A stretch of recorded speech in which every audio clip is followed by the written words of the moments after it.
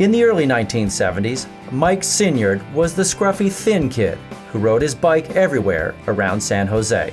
While many of his fellow graduates from San Jose State University focused on getting jobs and buying new cars, the aimless 24-year-old Sinyard sold his VW microbus for $1,500 and set out to tour Europe on his bicycle.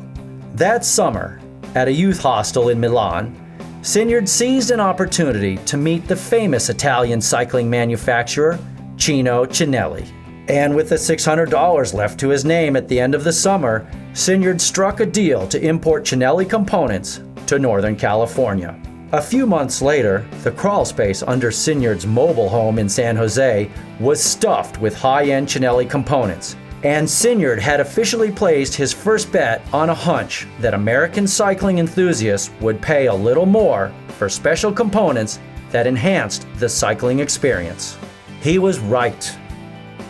2 years later, in 1976, Sinyard developed the Specialized touring tire, and 3 years after that, he delivered the Specialized Allez road bike. Alongside the burgeoning American cycling scene, Sinyard was revving up an unpretentious new venture called the Specialized Bicycle Components Company.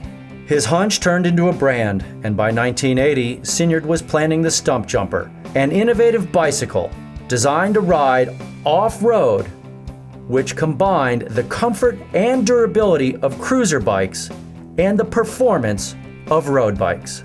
In 1980, Specialized Stump Jumper became the first production mountain bike, and its success signaled the birth of off-road cycling. 30 years after the Stump Jumper, off-road bikes still accounted for over 75% of the cycling market's unit sales. Specialized faced stiff competition in its journey to the top of American cycling brands. In 1996, the company teetered on the edge of bankruptcy, but rebounded with an era of renewed innovation in materials, design, and marketing that would lead to revenues of more than $500 million by 2010.